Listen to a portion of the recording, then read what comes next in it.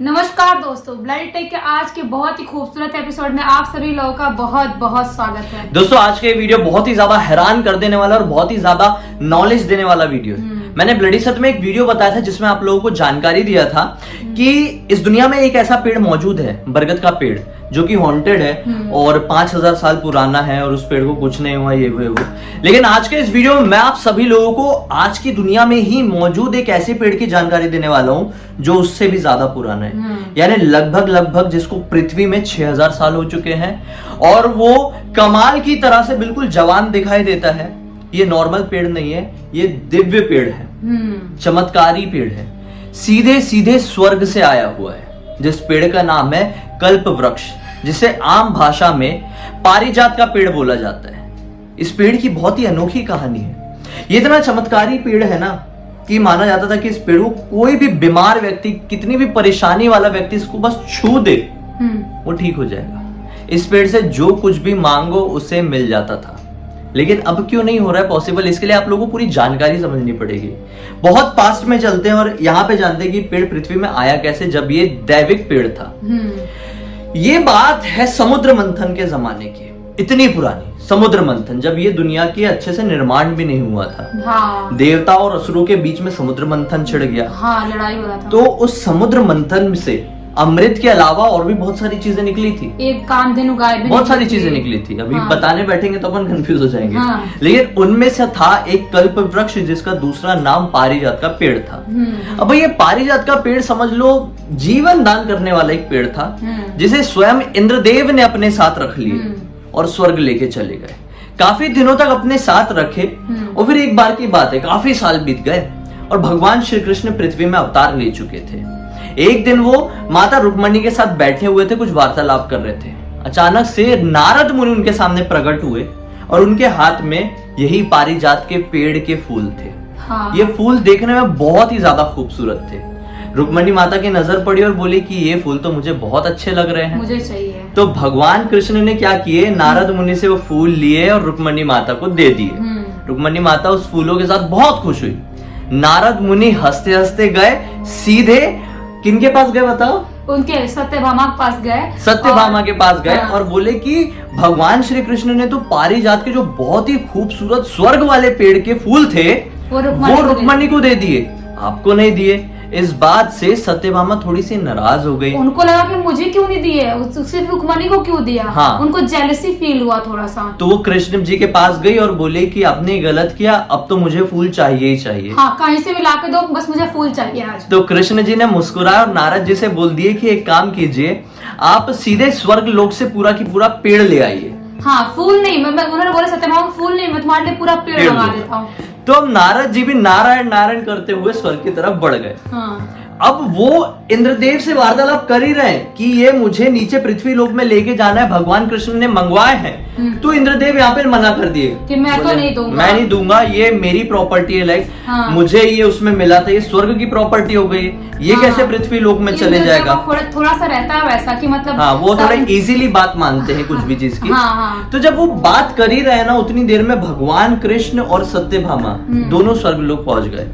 और अब भगवान श्री कृष्ण ने मांग किए तो कैसे इंद्रदेव मना कर पाते? उनको तो मना करना पॉसिबल ही नहीं है कि वो सोचेंगे अरे भगवान कृष्ण स्वयं मुझसे मांग रहे हैं तो मैं उनको कैसे मना करूं। अब उन्हें बड़े भारी मन के साथ वो पारिजात का पेड़ भगवान श्री कृष्ण को सौंपना पड़ा, क्योंकि उर्वशी जो थी हाँ। वो उस पेड़ से मतलब पेड़ को छूती थी, बीमार रहती है, कुछ भी है। वो इतना पेड़ इम्पोर्टेंट था, मतलब इतना इम्पोर्टेंट था, इतना यूनिक था कि स्वर्ग लोक में भी सिर्फ और सिर्फ उर्वशी को ही उसको छूने का परमिशन थी और कोई नहीं छू सकता था। जब उनकी तबीयत खराब होती थी, वो थकान फील करती थी, उस पेड़ को छू के ठीक हो जाती थी, बिल्कुल रिफ्रेश। तो इतना ज्यादा स्पेशल पेड़ था वो एक तरीके से।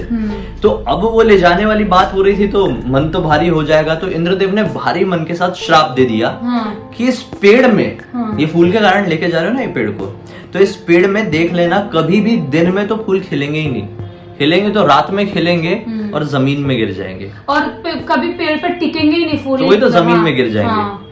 तो इस बात से भगवान श्री कृष्ण ने मुस्कुराए और बोले कि ये भी आगे चल के एक कहानी ही बननी है। हाँ। लेके चले गए और सत्यभामा की वाटिका में लगा दिए। लेकिन इंद्रदेव के श्राप की वजह से इसके जो फूल हैं वो आज भी लिटरली रात के समय ही फूलते हैं। हाँ। रात के समय ही फूल निकलते हैं और वो गिर जाते हैं। लेकिन उस जमाने में ऐसा होता था कि जो फूल गिरते थे ना वो सीधे सत्यभामा की जमीन पर नहीं, जहां पर फूल लगा है वहां पे, जहां पर पेड़ लगा वहां पर नहीं, रुक्मणी की वाटिका में जाके फूल गिरते थे, उनके आंगन में जाके गिरता था और फिर रुक्मणी उसको उठाती थी। हाँ। लेकिन आज के टाइम में तो ये इतना बड़ा जो चमत्कार था वो नॉर्मल हो चुका है। अभी रात में ही खिलते हैं और जमीन पे गिर जाते हैं, दिन में नहीं। इस पेड़ में ऐसा भी चमत्कार है कि इसके जो कलम होती ना पेड़ की, इसके कलम का यूज करके इसके जैसा ही दूसरा पेड़ पैदा नहीं किया जा सकता। हाँ। दुनिया का एकमात्र ऐसा पेड़ है जिसमें ये चीज करना पॉसिबल नहीं है। अब क्या हुआ, इतने जमाने बीत गए, वो पेड़ वहीं की वहीं रहा। पांडव आए पृथ्वी में, पांडव आए और फिर पांडवों का भी जो हुआ था, कौरवों के साथ जो प्रॉब्लम क्रिएट हुई थी उसकी वजह से इनको अज्ञातवास मिला था। पहले तो वनवास मिला, उसके बाद अज्ञातवास मिला। तो अज्ञातवास के दौरान क्या हुआ था कि जो माता कुंती और जो पूरे पांचों पांडव थे इसी एरिया के आसपास रह रहे थे। इसे मतलब यूपी वाले बाराबंकी वाले इलाके के आसपास रह रहे थे। हाँ, अज्ञातवास का टाइम वहीं पे हाँ, तो माता कुंती को भगवान शिव की रोज पूजा करनी रहती थी। हाँ। तो पांडवों ने क्या किया कि भगवान शिव का एक मंदिर बना दिया, ये उटवा नाम का जो इलाका है बाराबंकी का यहाँ पे।